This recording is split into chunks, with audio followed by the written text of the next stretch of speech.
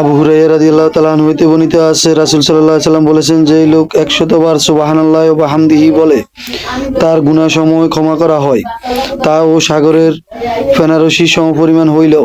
হাদিসটি তিরমিজিতে 3466 এবং সহিহ বুখারীতে রয়েছে। আবু হুরায়রা রাদিয়াল্লাহু তাআলা আনহু হতে বর্ণিত আছে, তিনি বলেন, রাসূল সাল্লাল্লাহু আলাইহি সাল্লাম বলেছেন, এমন দুইটি বাক্য আছে যা মুখে উচ্চারিত করা অতি সহজ, ওজনে খুবই ভারী এবং করুণাময়, আল্লাহ তাআলার ও নিকট অতি প্রিয়। সুবহানাল্লাহ ওয়া বিহামদিহি সুবহানাল্লাহিল আযীম। মহান আল্লাহ তাআলা, তিনি ও মহামহিত এবং মহাপবিত্র আল্লাহ তাআলা, সকল প্রশংসা তার জন্য। হাদিসটি তিরমিজিতে 3467 নম্বর রয়েছে, সহিহ বুখারী এবং সহিহ মুসলিমে রয়েছে। আবু হুরায়রা রাদিয়াল্লাহু তাআলা আনহু হতে বর্ণিত আছে, রাসূল সাল্লাল্লাহু আলাইহি সাল্লাম বলেছেন, যে লোক প্রত্যেক 100 বার বলে আল্লাহ তাআলা ছাড়া কোনো মাবুদ নেই, অর্থাৎ লা ইলাহা ইল্লাল্লাহ, তিনি একক, তার কোনো অংশীদার নেই, রাজত্ব একমাত্র তারই, সকল প্রশংসা তারই জন্য, তিনি প্রাণ দান করেন এবং ও মৃত্যু দেন, সকল কিছু ও আল্লাহর উপর সর্বশক্তিমান আল্লাহ তাআলা, সেই 10টি ও গোলাম মুক্ত করার সমপরিমাণ সওয়াব পায়। 100 সওয়াব তার ও আমলনামায় লিপিবদ্ধ করা হয় এবং তার আমলনামা হইতে 100 গুনাহ মুছে ফেলা হয়। ওই দিন সন্ধ্যা পর্যন্ত তাকে শয়তান হইতে রক্ষা করা হয় এবং তার চাইতে উত্তম বস্তু নিয়ে আর কেউ আসবে না। তবে যে লোক ও উক্ত দোয়া তার তুলনায় বেশি সংখ্যায় পাঠ করে, তার কথা আলাদা। হাদিসটি তিরমিজিতে 3468 নম্বর রয়েছে, সহিহ বুখারী এবং সহিহ মুসলিম হাদিসটি রয়েছে।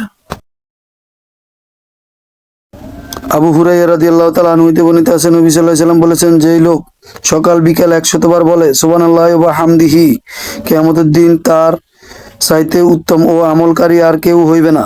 তবে যে লোক তার ন্যায় কিংবা তার চাইতে অধিক পরিমাণ বলে, সে উত্তম আমলনামাকারী বলে গণ্য হইবে। হাদিসটি তিরমিজিতে 3469 এবং সহিহ মুসলিমে প্রথম খণ্ডে 226 নম্বর রয়েছে। আব্দুল্লাহ ইবনে বুরাইদা আল আসলামী রহমতুল্লাহ আলাইহি হইতে তার বাবা সূত্রে বর্ণিত আছে, তিনি বলেন, রাসূল সাল্লাল্লাহু আলাইহি সাল্লাম এক লোককে তার দোয়া এইভাবে বলতে ও শুনেন, হে আল্লাহ, আমি তোমার কাছে প্রার্থনা করছি আর সাক্ষ্য দিচ্ছি যে তুমি একমাত্র আল্লাহ, তুমি ছাড়া অন্য কোনো মাবুদ নেই, তুমি একক সত্তা, স্বয়ং সম্পূর্ণ, যিনি কাউকে জন্ম দেননি এবং কাউ থেকে জন্ম নেননি, তার সমকক্ষ কেউ নেই। বর্ণনাকারী বলেন, রাসূল সাল্লাল্লাহু আলাইহি সাল্লাম তখন বললেন, হে মহান সত্তার কসম, যার হাতে আমার ও জীবন, নিঃসন্দেহে এই লোক আল্লাহ তাআলার মহান নামের উসিলায় তার নিকটে ও প্রার্থনা করছে, যে নামের উসিলায় দোয়া করা হলে তিনি ও কবুল করেন এবং যে নামের ও উসিলায় প্রার্থনা করলে তিনি দান করেন। হাদিসটি তিরমিজিতে 3475, সহিহ ইবনে মাজাতে 3857 নম্বরে রয়েছে।